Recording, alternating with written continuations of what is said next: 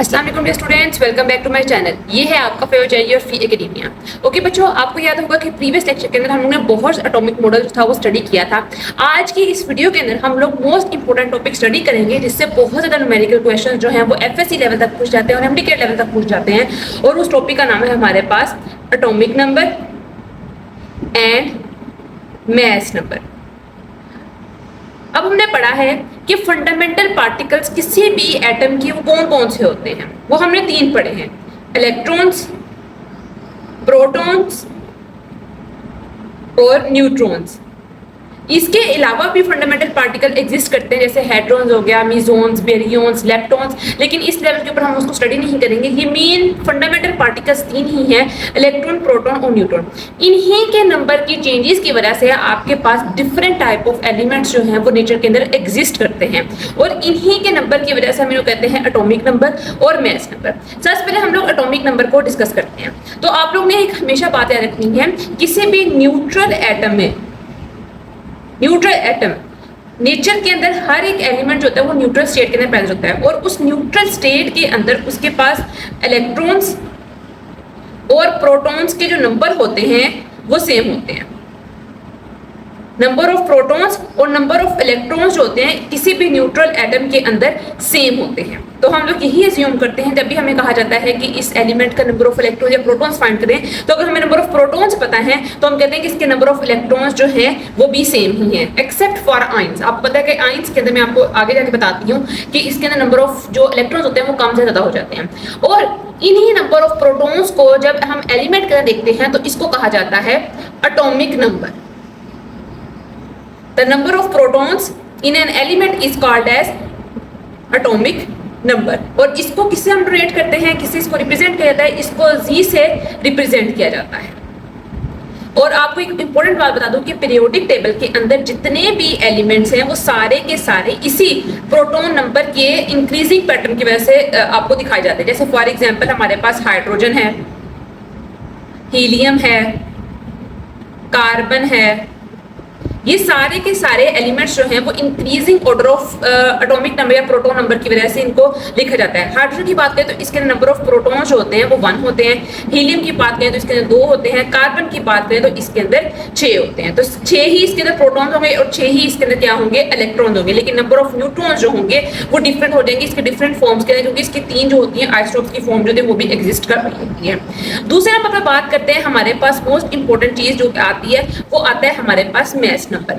हम लोग ने पढ़ लिया कि प्रोटॉन नंबर को कहा जाता है कि वो एटॉमिक नंबर है, जबकि मास नंबर क्या होता है। मास नंबर बच्चों बेसिकली सम होता है किसका, नंबर ऑफ प्रोटॉन्स का प्लस नंबर ऑफ न्यूट्रॉन्स का। किसी भी एलिमेंट के अंदर, किसी भी एटम के अंदर जितने नंबर ऑफ प्रोटॉन्स होंगे और जितने नंबर ऑफ न्यूट्रॉन्स होंगे उन दोनों का सम जो होगा वो हमारे पास मास नंबर होगा। उसका मास इतना होगा, उसका वेट इतना होगा, ठीक है, वो इतना भारी होगा। और इसको रिप्रेजेंट करते हैं ए से। आप लोगों ने कंफ्यूज नहीं होना कि ए जो है वो एटॉमिक नंबर का नहीं, एटॉमिक नंबर का जी एलिमेंट होता है, जबकि मास नंबर का जो होता है वो ए से हम उसको डिनोट करते हैं। आपकी बुक के ऊपर कुछ एग्जांपल्स भी गिवन है, हम उसको भी करते हैं, उसको समझते भी हैं। पहले एग्जांपल्स देख लेते हैं। सबसे पहले हम ऑक्सीजन की बात करते हैं। तो ऑक्सीजन के ऊपर 16/8। आप लोगों ने हमेशा ये बात याद रखनी है कि जो मास नंबर होगा वो ज्यादा होगा, जबकि जो एटॉमिक नंबर होगा वो डेफिनेटली कम होगा। तो जो ऊपर होता है ऑक्सीजन 16, ये हमारे पास क्या है, ये आपके पास बच्चों है आपका मास नंबर। इसको ए से रिप्रेजेंट करेंगे, जो नीचे वाला होगा ये एटॉमिक नंबर होगा, इसको जी से रिप्रेजेंट करेंगे। अब उन्होंने कहा है कि इसके अंदर आप लोगों ने नंबर ऑफ इलेक्ट्रॉन्स, प्रोटॉन्स और न्यूट्रॉन्स फाइंड करने हैं। तो जैसे मैंने आप लोगों को बताया कि जो नीचे है ये आपके पास क्या है, ये नंबर ऑफ प्रोटॉन्स है, जी एटॉमिक नंबर। तो नंबर ऑफ प्रोटॉन्स ऑक्सीजन के अंदर कितने हुए, 8। और इलेक्ट्रॉन्स, जैसे मैंने आपको बताया कि प्रोटॉन्स और इलेक्ट्रॉन्स किसी भी न्यूट्रल एटम के अंदर वो सेम होते हैं, तो इसके अंदर भी 8 हुए। अब नंबर ऑफ न्यूट्रॉन्स का जो फॉर्मूला होगा वो क्या होगा, कि हम किस तरह फाइंड करेंगे। इसमें से हमें तो दिख नहीं रहे नंबर ऑफ न्यूट्रॉन्स, तो आप लोगों को पता है कि मास नंबर जो होता है वो सम किस चीज का होता है, प्रोटॉन्स का और न्यूट्रॉन्स का। तो हम लोग क्या करेंगे, इस मास नंबर में से इन नंबर ऑफ न्यूट्रॉन्स को निकाल देंगे, तो आपके पास मीनिंग क्या बन जाएगा, नंबर ऑफ न्यूट्रॉन्स। जैसे n = a - c, तो a कितना है आपके पास, 16 - 8 = 8। तो ये नंबर ऑफ न्यूट्रॉन्स आप लोगों के पास आ जाएंगे, ठीक है। अब हम सेकंड एग्जांपल जो आपकी बुक के ऊपर मेंशन है उसको भी देखते हैं, उसके बाद मैं आपको कुछ एक्स्ट्रा चीजें बताती हूँ। उसके लिए एग्जांपल जो गिवन है वो गिवन है सल्फर की, 32/16। अब 32/16 के अंदर 32 हमारे पास क्या है, हमारे पास 32 जो है वो मैस नंबर है, ए से इसको रिप्रेजेंट करेंगे, जबकि 16 जो है वो आपके पास क्या है, ये आपके पास एटॉमिक नंबर या नंबर ऑफ प्रोटॉन है जिसको हम जी से रिप्रेजेंट करेंगे। नंबर ऑफ इलेक्ट्रॉन्स, प्रोटॉन्स और न्यूट्रॉन्स कितने होंगे हमारे पास, प्रोटॉन्स का मैंने आपको बता दिया, एटॉमिक नंबर क्या है 16 हो गया, नंबर ऑफ इलेक्ट्रॉन्स भी आपके पास क्या हो गया 16 हो गया। नंबर ऑफ न्यूट्रॉन्स कैसे फाइंड करेंगे मैंने आपको बताया है, इसका फॉर्मूला है n = a - c। तो a - c का अगर हम इसके अंदर फॉर्मूला लगाएंगे तो a क्या है 32 - 16 = 16। तो ये हमारे पास नंबर ऑफ न्यूट्रॉन्स हैं। तो आप लोग एग्जांपल देख रहे हो कि किस तरह हर एक न्यूट्रल एटम के अंदर नंबर ऑफ इलेक्ट्रॉन्स और प्रोटॉन सेम है। नंबर ऑफ न्यूट्रॉन्स जो है वो नेसेसरली जरूरी नहीं है कि ये भी हमारे पास सेम ही हो, ये आगे पीछे हो सकते हैं, ठीक है। अब यहाँ पर आपको एक बात बताती हूँ मैं, यहाँ पर आप लोग ने एक कॉमन कॉन्सेप्ट जो है वो लेना है, वो आपको हायर स्टडीज के अंदर बहुत हेल्पफुल रहेगा। अब प्रोटॉन्स हैं आपके पास फंडामेंटल पार्टिकल्स, न्यूट्रॉन्स हैं फंडामेंटल पार्टिकल्स और इलेक्ट्रॉन्स हैं फंडामेंटल पार्टिकल्स। अब हर एक एलिमेंट जो होता है वो एटम होता है वो किसी तरह के डिफरेंट टाइप ऑफ रिएक्शंस कर रहा होता है। अब उनके अंदर क्या होता है बेसिकली, कभी नंबर ऑफ प्रोटॉन्स चेंज हो रहे होते हैं, कभी नंबर ऑफ न्यूट्रॉन्स चेंज हो रहे होते हैं और कभी नंबर ऑफ इलेक्ट्रॉन्स चेंज हो रहे होते हैं। जब भी किसी एलिमेंट के अंदर, किसी एटम के अंदर नंबर ऑफ प्रोटॉन्स चेंज होंगे तो आपके पास एक न्यू एलिमेंट जो होगा वो बनेगा। इसकी एग्जांपल हम लोग ले लेते हैं। फॉर एग्जांपल आपके पास कार्बन है, कार्बन के अंदर 6 प्रोटॉन्स होते हैं, लेकिन जैसे हम इसके अंदर एक प्रोटॉन की एडिशन कर देंगे, एक प्रोटॉन इसके अंदर आ जाएगा तो ये आपके पास नाइट्रोजन के नीचे जो है, क्योंकि नाइट्रोजन के पास जो होते हैं वो 7 प्रोटॉन्स होते हैं। इस तरह बेसिकली ये वाले टाइप के जो रिएक्शन होते हैं ना प्रोटॉन्स के, ये एग्जिस्ट करते हैं अल्फा बीटा गामा रेडिएशंस के दरमियान, ये आपको हायर स्टडीज के अंदर जाकर पता चलेगा। अब बात करते हैं न्यूट्रॉन्स की। न्यूट्रॉन्स के अंदर क्या होता है, जब भी आप लोग न्यूट्रॉन्स के नंबर को चेंज करते हो तो आप लोगों के पास आइसोटोप्स बनते हैं। आइसोटोप्स का हमारा नेक्स्ट टॉपिक है, उसको हम डिटेल में वहां भी कवर करेंगे। बट आइसोटोप्स के अंदर क्या होता है, नंबर ऑफ प्रोटॉन्स और इलेक्ट्रॉन्स तो सेम ही रहते हैं, लेकिन नंबर ऑफ न्यूट्रॉन्स जो होते हैं वो चेंज होते रहते हैं और डिफरेंट टाइप ऑफ आइसोटोप्स जो होते हैं वो एग्जिस्ट करते हैं। मतलब कि आप लोग समझ लो कि एक एलिमेंट के 3 से ज्यादा फॉर्म या 4 से ज्यादा फॉर्म जो होती है वो एग्जिस्ट कर रही होती है नेचर के अंदर, और वो तरह तरह से हमारे पास होते हैं, वो यूजफुल होती है। ज्यादातर इनको यूज किया जाता है आइसोटोप्स को रेडियो एक्टिविटी के लिए या फिर कैंसरस पेशेंट्स के जो होते हैं ट्यूमर को डायग्नोज करने के लिए, इस पर्पज के लिए ह्यूमन बॉडी के अंदर यूज करते हैं।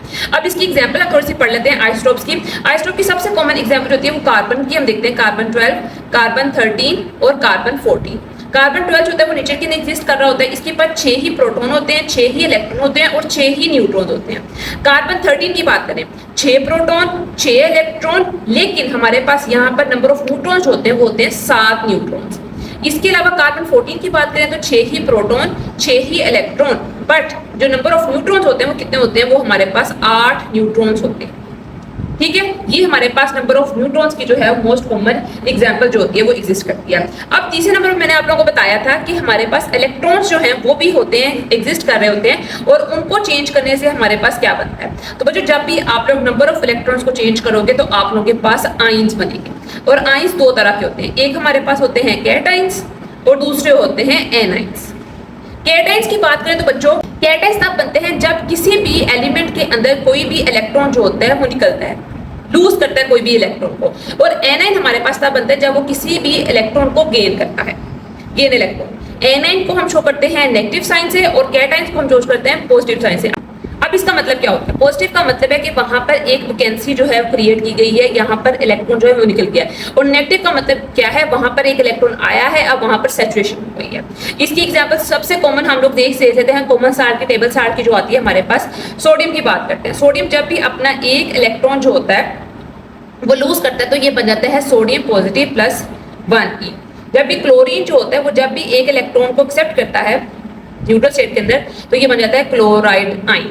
ये सोडियम आइन बन गया आपके पास, कैटाइन बन के जब इसने अपना एक इलेक्ट्रॉन जो है वो लूज कर दिया, और क्लोरीन जो है वो उसने जब अपना एक इलेक्ट्रॉन किसी से गेन किया, जैसे सोडियम से गेन किया, तो ये हमारे पास क्लोराइड आइन जाके एनाइन बन चुका है। सबसे कॉमन एग्जांपल बेरियम की आपकी बुक के ऊपर गिवन है, उसको देखते हैं। सबसे पहले आता है 137/56। उन्होंने कहा इसके नंबर ऑफ प्रोटॉन्स, इलेक्ट्रॉन्स और न्यूट्रॉन्स जो हैं वो आप लोगों ने फाइंड करना है। तो सिंपल सी बात है, आप लोगों के पास नंबर ऑफ प्रोटॉन्स जो है वो गिवन है, ये 56 आपके पास क्या है, नंबर ऑफ प्रोटॉन्स है, और नंबर ऑफ इलेक्ट्रॉन्स जो है आपको पता है यही नंबर ऑफ इलेक्ट्रॉन्स आपके पास है।